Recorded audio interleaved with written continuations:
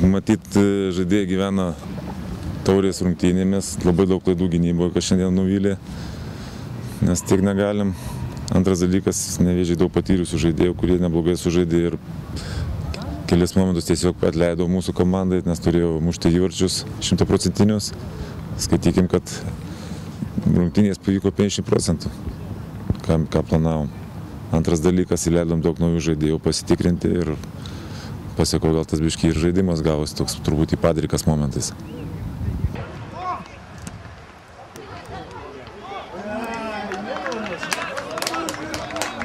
Lyderis dar kartą įrodė, kad yra lyderis ir neatsitiktinai toje vietoje yra. Iš principo vertinant rungtynės, iš tikrųjų, pirmas kėlinys vaikiškos klaidos lėmė, kad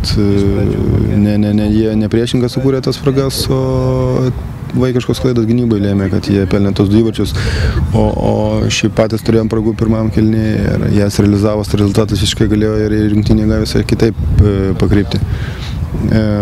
Bet tenka pripažinti vis dėlto, kad meistriškumu, fiziniu parengtumu tai yra komanda, kuri stovi toje vietoje, kur ir turi stovėti iš tikrųjų. Tai yra akivaizdus šitos lygos lyderis ir ką parodo tai, kad užsitikrinę yra čempionų vardus.